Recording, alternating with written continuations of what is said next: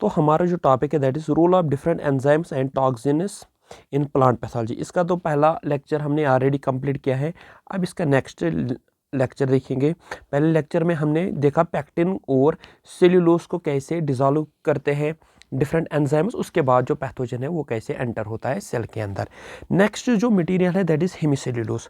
Hemicellulose की बात की जाए यहाँ पे तो ये मोस्टली प्रेजेंट होता है, सेल वॉल की बात हो रही है यहाँ पे, तो ये प्रेजेंट होता है सेल वॉल का जो प्राइमरी सेल वॉल होता है, क्योंकि सेल वॉल के दो चीज़ें होती है, primary cell wall and secondary cell wall. तो ये प्राइमरी सेल वॉल में प्रेजेंट होता है ज़्यादा, सेकेंडरी सेल वॉल में भी होता है लेकिन कम।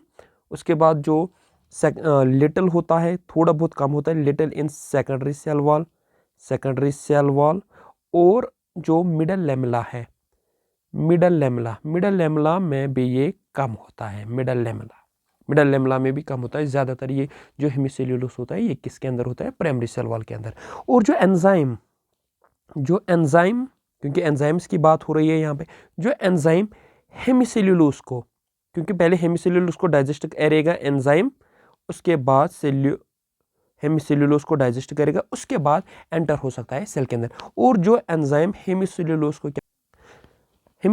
को डाइजेस्ट करेगा दैट विल बी हेमीसेल्यूलेस।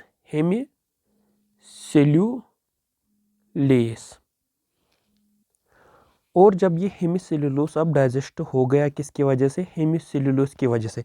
ये किस में? ये मोनोमर यूनिट्स में डाइजेस्ट होता है, मोनोमर्स में डाइजेस्ट होता है। और अगर इन मोनोमर्स की बात की जाए, कौन कौन सा मोनोमर इसमें होता है? इसमें कुछ मोनोमर्स होते हैं जैसे ज़ाइलोग्लुकान है, ज़ाइलोग्लुकान मोनोमर है। इसके अलावा गैलेक्टोमनानस है। गैलेक्टोमनानस के साथ साथ एराबिनोगैलेक्टॉनस है। ये कुछ मोनोमर्स है। जब हेमीसेल्यूलोस डाइजेस्ट होता है, डिग्रेड होता है, तो वहाँ से क्या निकलते हैं? और बहुत सारे हैं। ठीक, अब किस मोनोमर पे एक्ट करेगा हेमीसेल्यूलोस, उसके बिना पे उसके नाम पड़ते हैं। जैसे अगर कोई ज़ाइलोग्लुकान के ऊपर एक्ट करेगा तो उस एंजाइम को हम बोलते हैं ज़ाइलानेस। इसी तरह से गैलेक्टानेस, जहाँ पे भी एस आएगा तो एंजाइम का नाम गैलेक्टानेस। इसी तरह से ग्लूकानेस, एराबिनेस, ये कुछ एंजाइम है as per the monomer unit. जैसा मोनोमर यूनिट होगा उस तरह का एंजाइम का नाम। लेकिन ये सारे एंजाइम्स क्या है? These are hemicellulase enzymes. ठीक, और ऐसा कहाँ पे होता है? कौन सा बंदा ऐसा करता है जहाँ पे वो हेमीसेल्यूलेस एंजाइम सिक्रिएट करता है?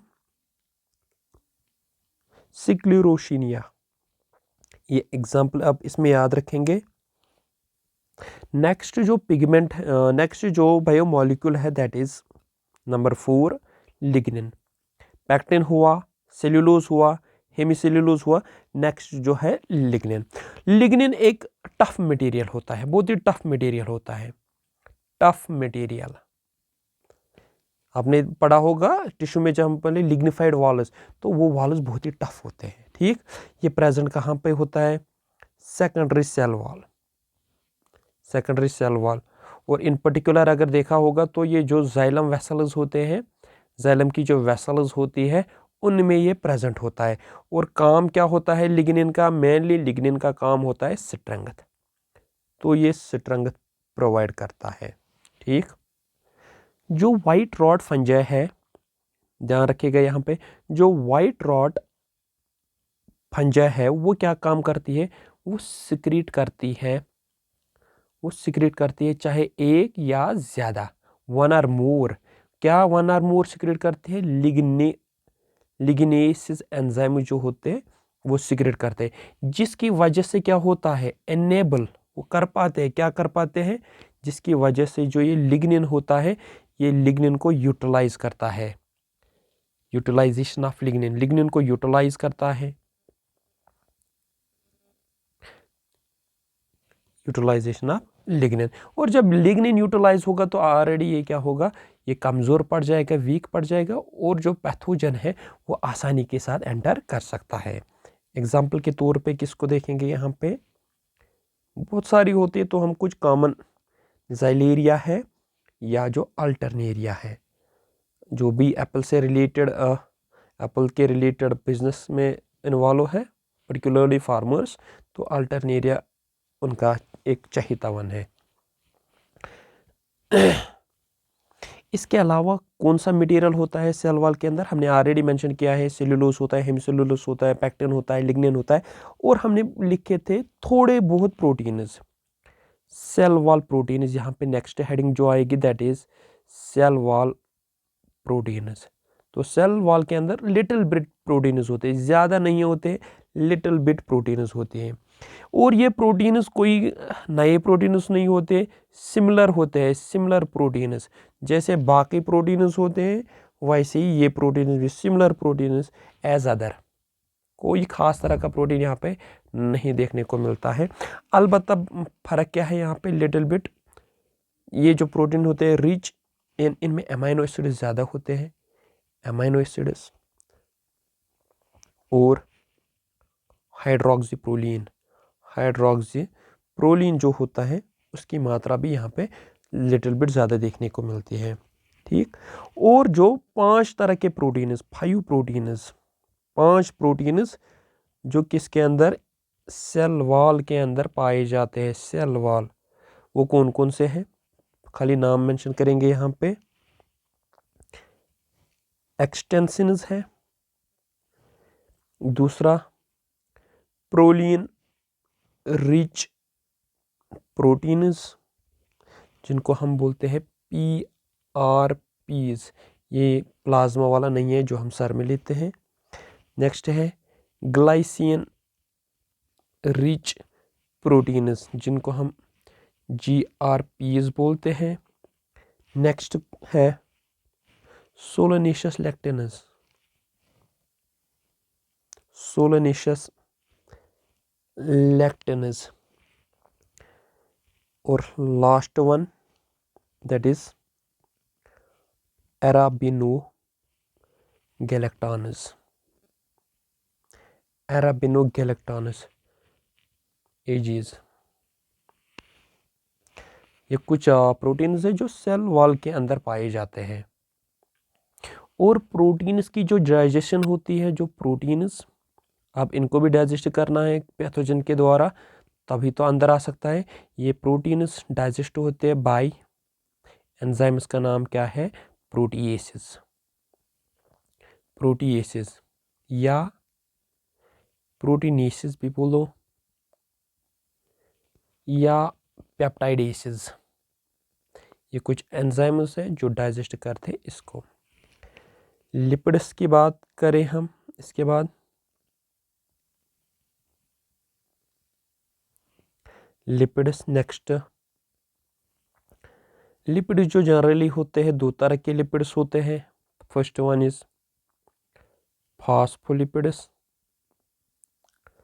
Second one is glycolipids, glycolipids. और जो एंजाइम इनको लिपिड्स को डाइजेस्ट करता है उस एंजाइम का नाम है लाइपेसेस। ठीक, और लाइपेसेस क्या करते हैं, ये इनको डाइजेस्ट करते हैं। अब जो फॉस्फोलिपिड होगा तो उसके लिए जो एंजाइम यूज होगा that will be phospholipase, phospholipase enzyme use होगा। और जो ग्लाइकोलिपिड्स को डाइजेस्ट करेगा दैट विल बी ग्लाइकोलाइपेस। ठीक, अब ये जो लाइपेसेस है ये क्या करते हैं, लाइपेसेस क्या करते हैं बेटा, कैसे डाइजेस्ट करते हैं, ये हाइड्रोलाइज लाइपेसेस हाइड्रोलाइज करते हैं किनको, लिपिड्स को, हाइड्रोलाइज लिपिड्स, और वहां से रिलीज क्या होते हैं, फैटी एसिड्स, वहां पे रिलीज होते हैं फैटी एसिड्स। नेक्स्ट मटेरियल जो है दैट इज स्टार्च। स्टार्च हम सभी जानते हैं ये रिजर्व पॉलीसैकेराइड है, रिजर्व पॉलीसैकेराइड है। किसका बना होता है? बना होता है ग्लूकोज यूनिट्स के, या सिंपली लिखो ग्लूकोज पॉलीमर। ठीक। और ये जो है ये एग्जिस्ट करता है दो फॉर्म्स में, दो फॉर्म्स में ये एग्जिस्ट करता है। First one is amylose, next one is amylopectin. Amylopectin, amylose की बात करें, इसका जो स्ट्रक्चर है लीनियर स्ट्रेट स्ट्रक्चर होता है, और जो एमाइलोपेक्टिन है ये हाईली ब्रांचड होता है, हाईली ब्रांचड। ठीक। और जो एंजाइम इसको क्या करेगा? डाइजेस्ट करेगा। उस एंजाइम का नाम क्या है? उस एंजाइम का नाम है एमाइलेस। जैसे हमारे माउथ में भी सिल्वरी एमाइलेस होता है जो कार्बोहाइड्रेट्स को डाइजेस्ट करता है, जो ये शुगर्स को डाइजेस्ट करता है। इसके अलावा नेक्स्ट मटेरियल कौन सा है? That is polysaccharides. कुछ और पॉलीसैकेराइड्स होते हैं। अगर यहाँ पे एग्जांपल लेंगे हम, फंजे की ले लो बात, बैक्टीरिया की ले लो, या कुछ निमेटोड्स की वजह से भी कुछ डिजीजेस होते हैं प्लांट्स के अंदर, निमेटोड्स की बात करेंगे यहाँ पे।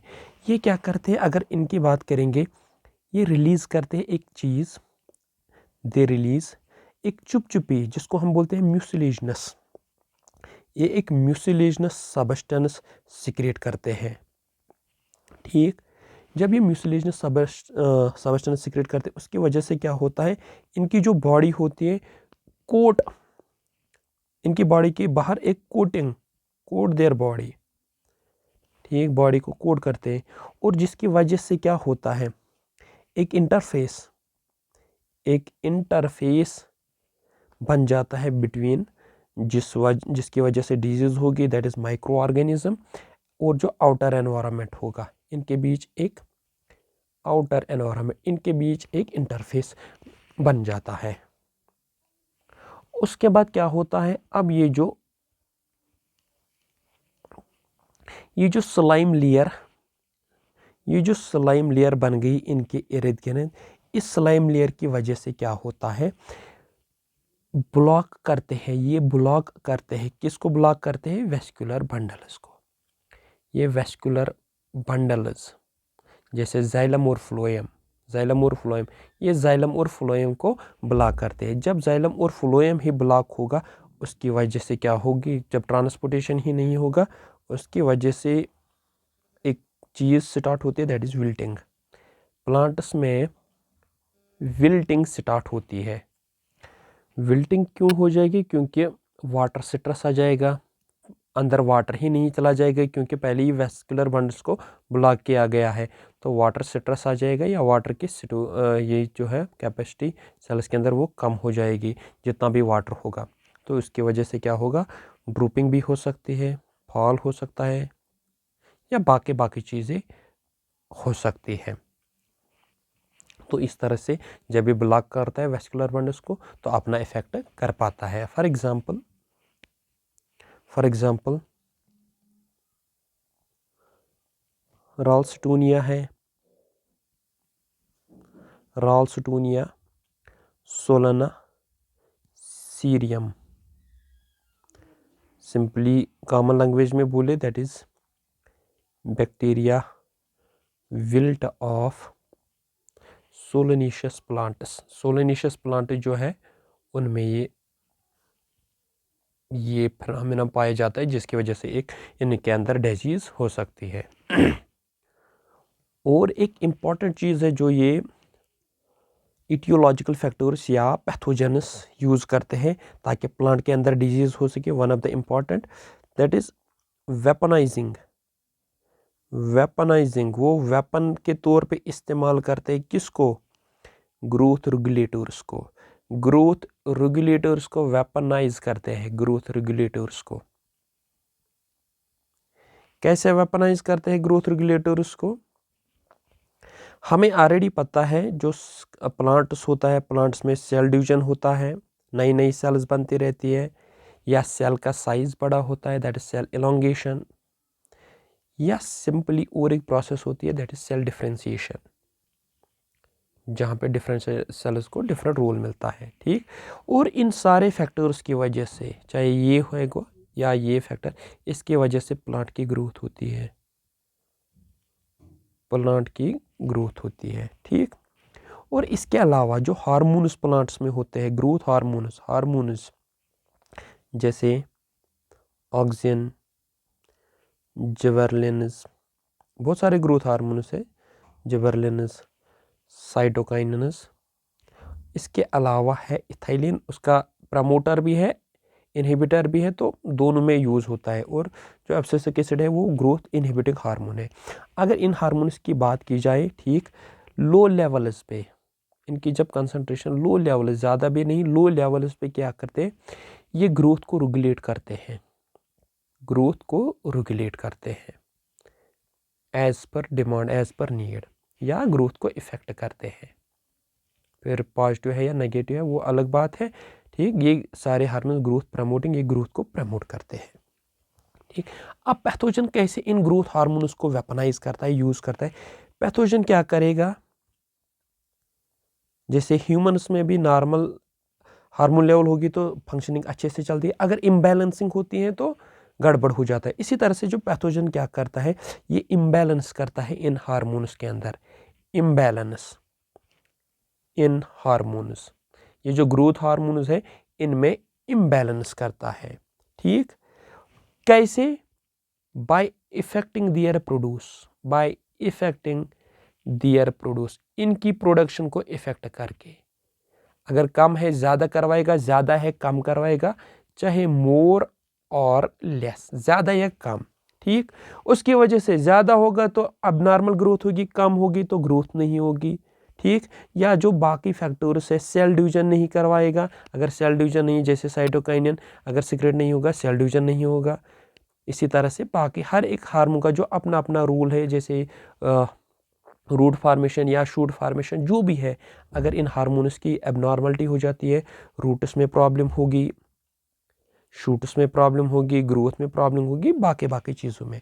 फॉर एग्जांपल, एबनॉर्मलिटी जब हार्मोन्स की होती है तो कौन कौन से प्रॉब्लम्स हो जाते हैं, स्टर्निंग हो जाता है छोटे कद के, या ओवर ग्रोथ हो जाती है प्लांट्स के, ओवर ग्रोथ हो जाती है, या गाल्स बन जाते हैं, गालिंग जिसको बोलते हैं, या रूट ब्रांचिंग। बहुत सारी प्रॉब्लम्स है जो इस हार्मोन की एबनॉर्मलिटी की वजह से, चाहे लेस और मोर।